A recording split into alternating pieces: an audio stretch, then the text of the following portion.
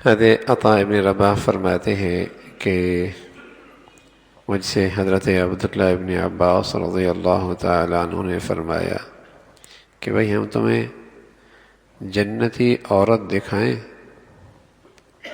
تو میں نے کہا دکھائیں، کون ہے؟ تو حضور علیہ الصلوۃ فرمانے لگے، عبداللہ فرمانے لگے رضی اللہ تعالیٰ عنہما کہ یہ عورت جنتی ہے، اشارہ کیا خاتون کی طرف۔ تو وہ کہنے لگے کہ آپ کیسے کہہ سکتے ہیں کہ یہ جنتی ہے؟ فرمانے لگے کہ یہ خاتون حضور علیہ الصلوۃ والسلام کی خدمت میں حاضر ہوئی اور آ کر کہنے لگے یا رسول اللہ مجھے مرگی ہوتی ہے، اور مرگی کی حالت میں اپنے کپڑے بھی اتار دیتی ہوں، بڑی تکلیف ہوتی ہے، اور یہ کہیں بھی ہو سکتی ہے، مجمع میں، گھر میں، بازار میں، اور اس حالت میں اپنے کپڑے اتار دیتی ہوں، آپ میرے لیے دعا فرمائیں۔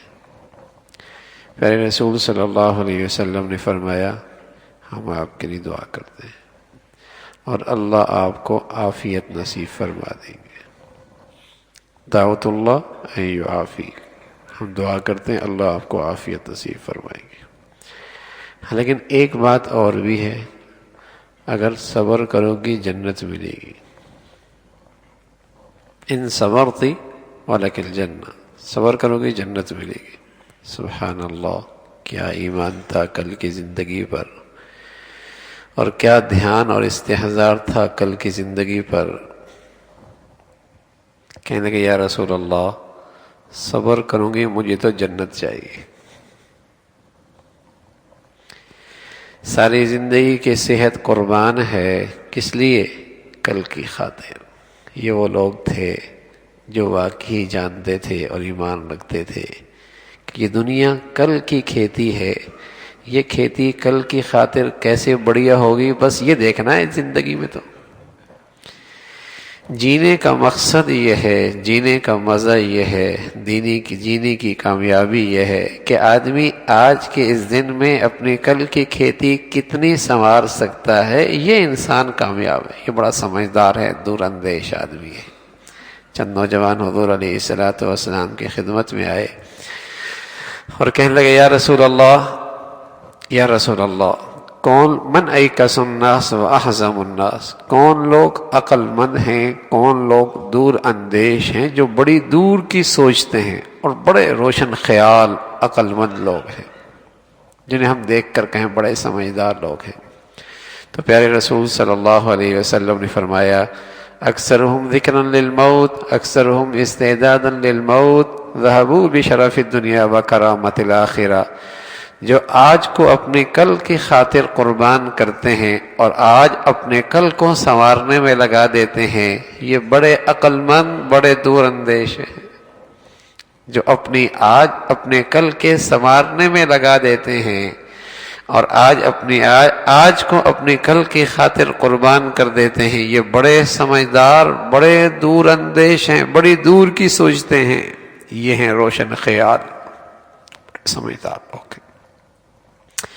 ما عندکم ینفد وما عند اللہ باق، جو تیرے پاس ہے وہ تو سب فنا ہو جانا ہے، اور جو اللہ کے پاس ہے وہ محفوظ رہنا ہے، وہ ہے زندگی۔ اللہم لا عیش الا عیش الآخرہ، اے اللہ زندگی تو کل کی زندگی ہے۔ کیا سمجھدار خاتون تھی، کتنی، یہ بھی پتا ہے اللہ کے نبی دعا کریں گے صحت بھی مل جائے گی، اللہ کے نبی کہہ رہے دعا کرتا ہوں اللہ آپ کو عافیت نصیب فرما دیں گے، لیکن کہہ رہی یا رسول اللہ صبر کروں گی جنت چاہیے۔ ہم جیسا کوئی ہوتا میاں آج صحت لے لو پھر خود ہی بزرگ بن جائیں گے، نیکیاں کر لیں گے بس خود ہی بزرگ بن جائیں گے، لیکن بہت ہی سمجھدار تھی، کیوں خطرہ مول لوں، کیوں خطرہ مول لوں، اتنا اچھا موقع ہے، اللہ کے نبی کہہ رہے جنت ملے گی صبر پر، کیوں خطرہ مول لوں؟ اپنے اعمال پہ یقین کوئی نہیں، اللہ کے نبی کی بات پر ہے، ٹھیک ہے صبر کروں گی جنت مل جائے گی، پتہ نہیں کل کیا ہوگا۔ تو کہنے لگے یا رسول اللہ صبر کروں گی. لیکن ساتھ کہنے لگی یا رسول اللہ مرغی کی حالت میں جسم کے کپڑے اتر جاتے ہیں. عورت کی فطرت میں حیا ہے، اور اگر ایمان مل جائے تو سبحان اللہ پھر تو ایمان سراپے حیا ہے. عورت کی فطرت میں حیا ہے، اور اللہ نے یہ مادہ اسے مرد کے مقابلے میں زیادہ دیا ہے. حیا، شرم و حیا، یہ اللہ نے عورت کو مرد کے مقابلے میں زیادہ دیا ہے. اور ایمان تو سراپے حیا ہے. ایمان تو ہاں عورت کی فطرت بدل جائے، عورت کی فطرت بدل جائے تو وہ جسم پہ کپڑا گوارا نہیں کرتی، اور عورت اپنی فطرت پر ہو تو وہ جسم سے کپڑے اترنا گوارا نہیں کرتی. کہنے لگے یا رسول اللہ ٹھیک ہے صبر کروں گی بیماری کی حالت میں، ایک دعا کیجئے کہ مرغی کی حالت میں میرے جسم کے کپڑے نہ اتریں. بس یہ دعا کر دیجئے. مرغی ٹھیک ہے صبر کروں گی، بس مرغی کی حالت میں میرے جسم کے کپڑے نہ اتریں یہ گوارا نہیں ہے. عذر ہے، بیماری ہے، معافی ہے، گناہ کوئی نہیں، لیکن فطرت برداشت کہاں کر رہی.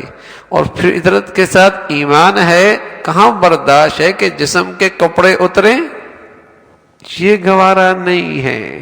اس لیے اللہ کے نبی فرمایا کرتے تھے ہن کاسیات عاریات ممیلات مائلات رؤوسهن كأسنمة البخت لم يجدن ريح الجنة وإن ريحها لتوجد من مسيرة كذا وكذا.